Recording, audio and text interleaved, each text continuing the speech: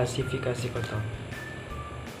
Adapun pengertian kota sendiri merupakan kawasan tempat tinggal penduduk dengan bermacam-macam aktivitasnya, baik sosial, ekonomi, maupun pemerintahan. Keragaman aktivitas di perkotaan menyebabkan kota menjadi pusat aktivitas bagi penduduk perkotaan itu sendiri maupun penduduk di daerah sekitarnya. Dan kota memiliki macam-macam komponen, baik komponen yang tampak secara fisik maupun komponen yang tidak tampak. Komponen yang tampak misalnya perumahan dan prasarana umum, sedangkan komponen yang tidak tampak misalnya kekuatan politik dan hukum mengarahkan kegiatan kota. Bismillahirrahmanirrahim. Di sini saya akan menjelaskan tentang tahap-tahap perkembangan kota. Sebagai daerah yang dinamis, kota akan selalu berkembang seiring dengan perkembangan zaman. Namun, perkembangan kota akan melalui tahapan-tahapan tertentu. Terdapat beberapa tahapan kota, yakni ada 4 tahapan-tahapan. Yang pertama, stadium infantile.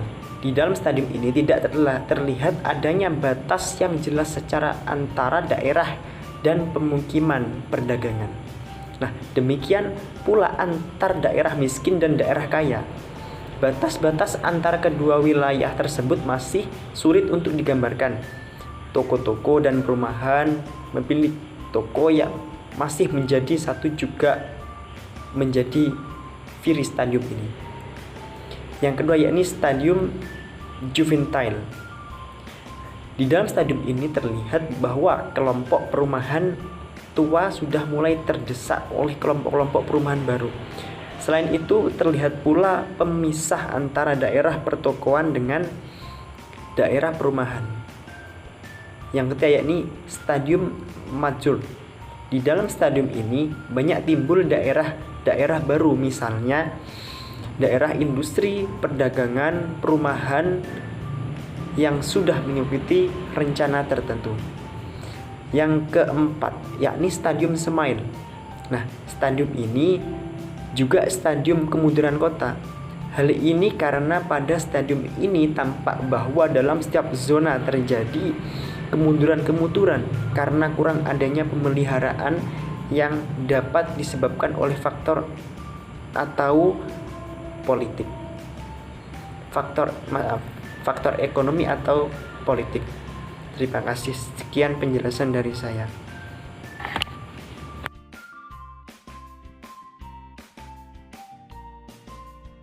Baik, di sini saya akan menjelaskan tentang struktur kota. Struktur kota dibagi menjadi 4. Yang pertama yaitu inti kota. Inti kota atau yang sering kita sebut sebagai pusat kota merupakan tempat berkumpulnya berbagai jenis kegiatan. Entah itu ekonomi, sosial budaya, pemerintahan. Hal itu disebabkan karena pada inti kota terdapat sarana-prasarana yang mendukung hal tersebut. Yang kedua yaitu selaput inti kota. Selaput inti kota merupakan daerah yang terletak di luar kota. Selaput inti kota terbentuk akibat perkembangan inti kota ke arah luar. Hal itu bergantung pada ruang yang tersedia, kebutuhan penduduk, tingkat teknologi, perencanaan kota, dan faktor-faktor geografi setempat. Yang ketiga yaitu kota satelit. Kota satelit adalah daerah yang memiliki sifat kekotaan sebagai akibat dari perkembangan inti kota. Hal ini disebabkan kota sudah tidak mampu memberikan daya dukung bagi aktivitas kehidupan kota. Kota satelit ini merupakan pusat kegiatan dalam skala kecil yang letaknya di luar batas daerah urban dengan penduduk yang padat. Yang keempat yaitu suburban. Suburban adalah suatu daerah yang lokasinya terletak di sekitar pusat kota atau inti kota dengan luas cangkupan daerah pengrajin.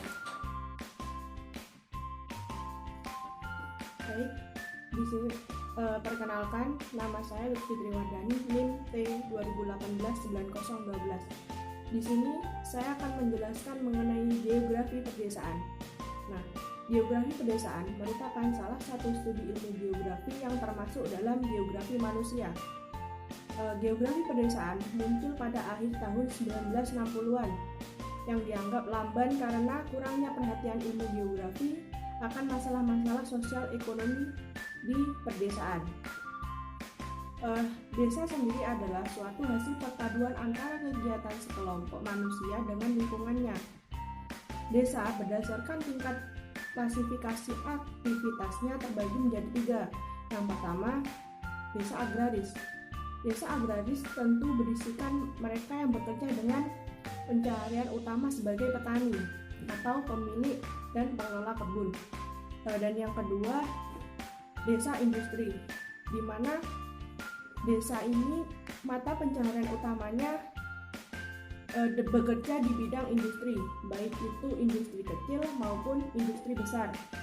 Dan yang ketiga ada yang namanya desa nelayan, di mana selain sebagai mata pencaharian nelayan dan peternak ikan ataupun tambak, biasanya mereka juga menghasilkan bahan utama dari hasil laut, misalkan mutiara.